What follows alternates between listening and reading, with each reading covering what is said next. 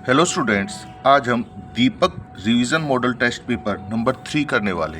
तो इसके एमसीक्यू देखते हैं। तो हमारे पास पहला एमसीक्यू है f x is equal to x की पावर 4। अब यहाँ पर देखो एक्स की पावर 4 है, पावर इवन है। तो मैंने क्या बताया था कि अगर पावर हमारे पास ऑड होती है तो उसमें क्या होता है, वो 1 1 और ऑन टू फंक्शन होगा। अगर वन ऑड पावर नहीं है तो वो ना तो 1 1 होगा ना ऑन टू। तो अब इस क्वेश्चन में हमारे पास क्या गिवन है, x की पावर 4। x की पावर 4 है, मतलब x की पावर इवन है, इवन पावर है। तो इसलिए इसका जो आंसर आएगा क्या आ जाएगा, नाइदर 1 1 नॉर ऑन टू, जो कि हमारे पास ऑप्शन नंबर क्या है, डी है। तो पहले का जो आंसर आएगा वो आएगा ऑप्शन नंबर डी। अब सेकेंड क्वेश्चन में हमारे पास क्या गिवन है कि एक सेट है ए और इस सेट के अंदर हमारे पास एलिमेंट्स हैं 1 2 3 और इसका रिलेशन गिवन है 1 2 और 2 1। तो ये रिलेशन कौन सा होगा, तो ये रिलेशन होगा सिमेट्रिक रिलेशन।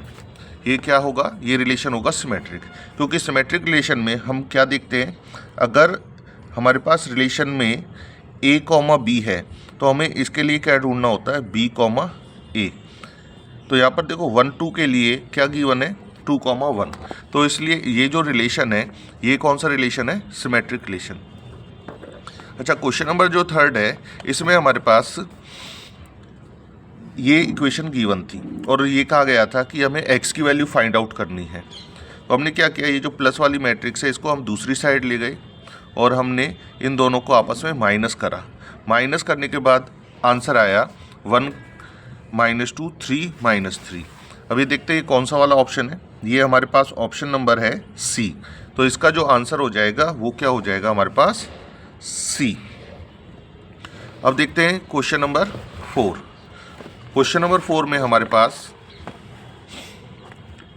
दो डिटर्मिनेंट गिवन थे और हमें क्या निकालनी थी, x की वैल्यू निकालनी थी।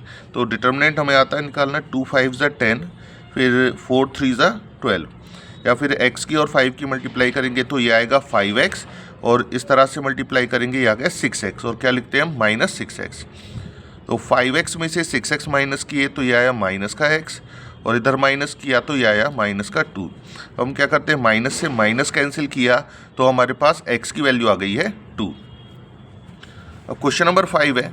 क्वेश्चन नंबर 5 में हमारे पास ये दे रखा था, ये वाला जो फंक्शन है ये कॉन्टिन्यूस है, कहाँ पर, जब x की वैल्यू कितनी है, पाई है। तो हम क्या करेंगे, एक नंबर का क्वेश्चन है तो हम डायरेक्ट ही ऊपर और नीचे इन दोनों में ही हम x की जगह पाई पुट कर देंगे। जब दोनों में x की जगह हमने पाई पुट किया तो हमारे पास आ गया k pi plus 1 is equal to cos pi, और हमें पता है कॉस पाई की वैल्यू क्या होती है, -1। तो ये जो +1 था ये इस साइड आया, ये हो गया माइनस का 2, k पाई इजकल टू -2, और k की जो वैल्यू आएगी ये आ जाएगी, ये जो पाई मल्टीप्लाई में था ये कहाँ आ जाएगा, डिवाइड में। तो इसमें ऑप्शन नंबर कौन सा हो जाएगा, बी। और क्वेश्चन नंबर जो 6 है, सिंपल डिटर्मिनेंट का क्वेश्चन है। क्या किया, x की x से मल्टीप्लाई की तो ये आया x², x -1 की मल्टीप्लाई x +1 से की तो इसमें मैंने फॉर्मूला यूज़ कर लिया a² - b²। माइनस था ब्रैकेट के बाहर तो हमने अंदर के साइन चेंज कर दिए और x² से x² कैंसिल हुआ तो हमारे पास जो आंसर है वो क्या गया, 1।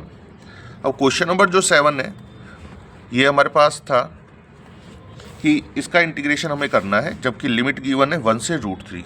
अब जैसा कि पता है 1/1 + x² का जो इंटीग्रेशन होता है ये होता है tan 1x, और इसकी लिमिट थी 1 से √3 तो हमने लिमिट भी ऐसे ही लिख दी 1 से √3। अब हम क्या करेंगे, पहले अपर लिमिट पुट करेंगे x की जगह, फिर लोअर लिमिट। अब हमें पता है जो tan की वैल्यू √3 होती है वो कहाँ होती है, π/3 पर, और tan की वैल्यू 1 कहाँ होती है, π/4 पर। इनका हमने एलसीएम लिया और सॉल्व कर कर कितना आंसर आ गया, π/12। क्वेश्चन नंबर जो 8 है इसमें कहा गया है ये जो फंक्शन f(x) है इसकी मैक्सिमम या मिनिमम वैल्यू होगी, तो हमें निकालनी है कि किस पर ये मैक्सिमम या मिनिमम होगा, ये हमें फाइंड आउट करना है। तो हम क्या करते हैं, सबसे पहले इस फंक्शन का हमने क्या किया, डिफरेंशिएशन किया। 2 ऐसे लिखा, cos x का डिफरेंशिएशन हुआ -sin x, प्लस √3x का जो डिफरेंशिएशन है वो क्या हो गया, √3। अब मैक्सिमम या मिनिमम निकालने के लिए हमें क्या करना होता है, हम जो ये एफ डैश एक्स निकाला था हम इसको 0 के इक्वल रखते हैं। इसको 0 के इक्वल रखने के बाद हमारे पास आता है -2 sin x is equal to -√3। अब क्या करेंगे, ये जो -2 है इसको हम अपॉन में लेके आएंगे और क्या हो जाएगा फिर माइनस से माइनस कैंसिल। अब हमें पता है कि जो sin x की जो वैल्यू होती है √3/2 कहाँ होती है, sin π/3 पर। कंपेयर करते हैं तो x की जो वैल्यू है वो आ जाती है π/3। अब हमें अगर ये बताना है मैक्सिमम या मिनिमम, तो जो हमारे पास ये जो डिफ्रेंशिएशन है हम इसका क्या करेंगे, डबल डिफ्रेंशिएशन करेंगे। अगर डबल डिफ्रेंशिएशन पॉजिटिव आता है तो मिनिमम होगा, अगर डबल डिफ्रेंशिएशन नेगेटिव आता है तो ये क्या होगा, मैक्सिमम। तो हमने इसका डिफ्रेंशिएशन किया, ये आया -2 cos x। अगर हम x की जगह π/3 यहाँ पुट कर देते हैं, π/3 पुट करने पर ये कैसा आएगा, नेगेटिव। और नेगेटिव आ रहा है तो इसलिए हम क्या कहेंगे, जो एफ एक्स है वो मैक्सिमम होगा। कब, जब x की वैल्यू क्या होगी, π/3। Question number 9।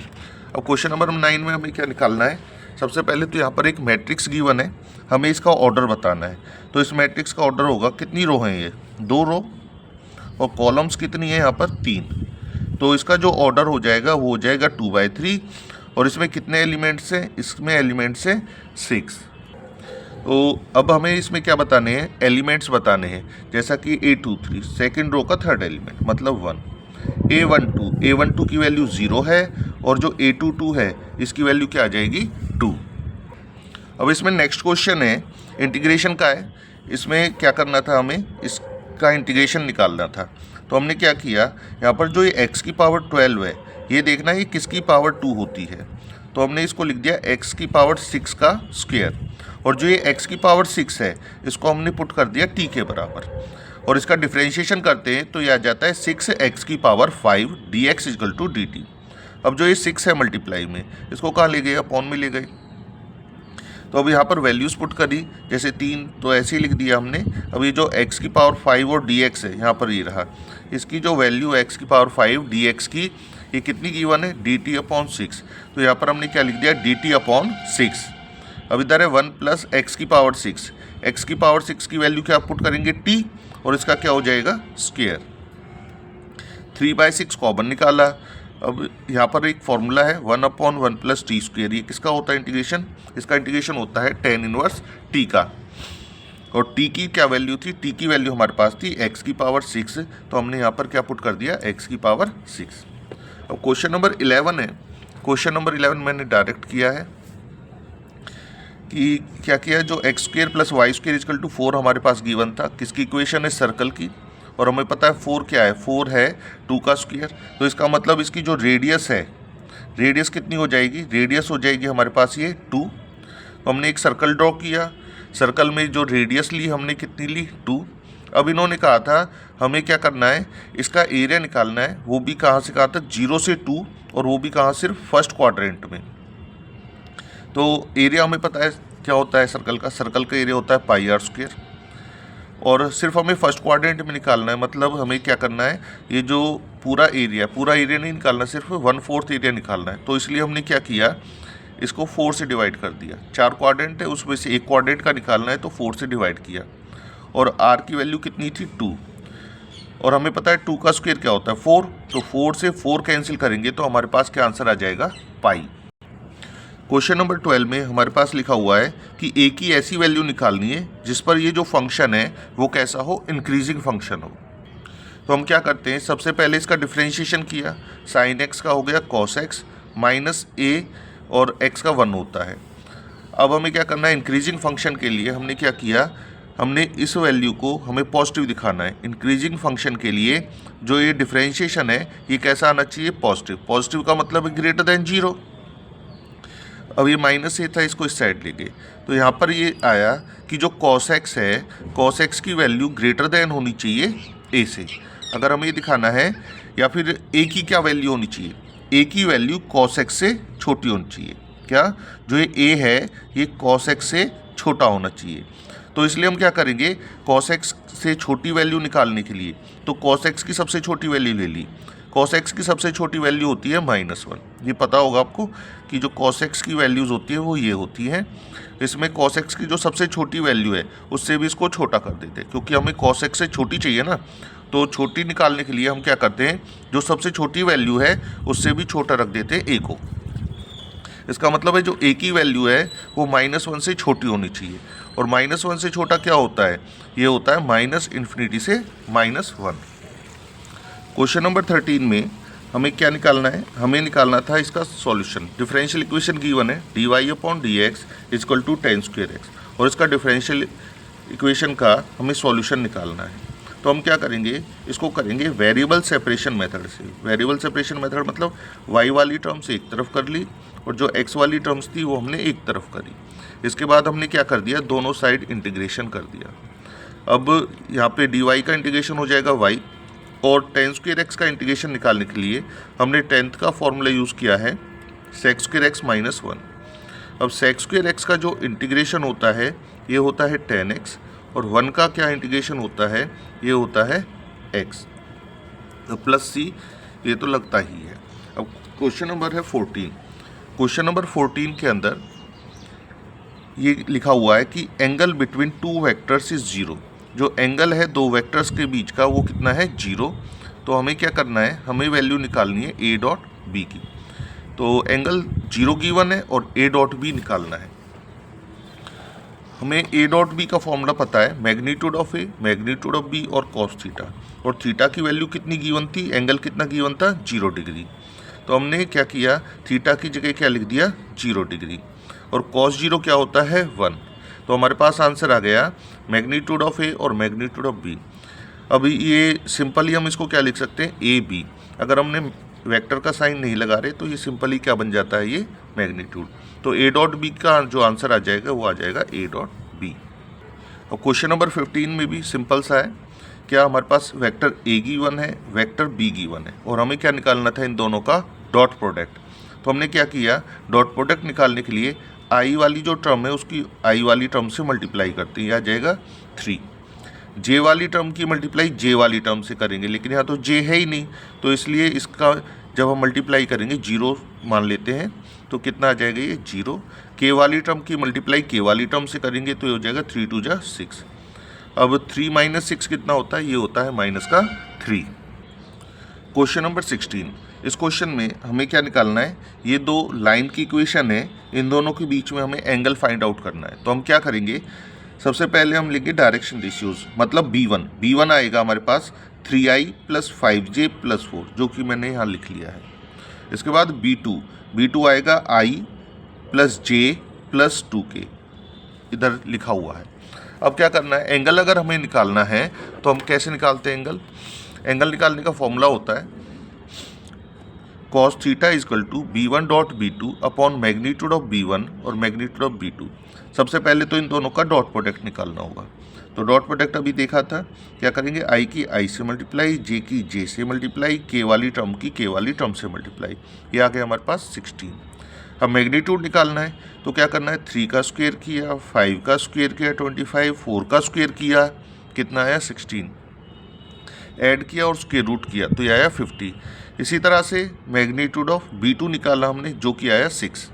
अब ये जो वैल्यूज़ निकली हैं ये हमने यहाँ पर पुट कर दी है। b1.b2 की जो वैल्यू आई ये आई है 16, पुट कर दिया। b1 का मैग्नीट्यूड है √50, b2 का जो मैग्नीट्यूड है वो है 6। अगर मल्टीप्लाई सॉल्व करते हैं तो ये आता है 16/50 की मल्टीप्लाई 6 से करते हैं तो 300। अब जो ये 300 है, 300 का क्या मतलब होता है, 3 × 100। तो 100 का जो स्क्वायर रूट होता है वो 10 होता है, तो मैंने लिख लिया यहाँ पर 10, और जो 3 है वो स्क्वायर रूट के अंदर रह गया। अब इनको कैंसिल कर देते, 2 8 × 16 या फिर 2 5 × 10, तो ये आ गया 8/5 √3। अगर हम इसका रैशनलाइज कर दें तो क्या हो जाएगा, ऊपर √3 आ जाएगा और यहाँ √3 आएगा, तो ये हो जाएगा 3 3 5 × 15। क्वेश्चन नंबर 17 में हमारे पास 10 ब्लैक और 5 वाइट बॉल गिवन है, और ये कहा गया है 2 बॉल निकाली गई हैं 1 by 1 without replacing. Without replacement का क्वेश्चन है तो हम सी का यूज़ कर सकते हैं, मतलब कॉम्बिनेशन का यूज़ कर सकते हैं। कब, जब विदाउट रिप्लेसमेंट लिखा हो। और ये बताना है कि दोनों की दोनों ब्लैक बॉल्स निकली हैं।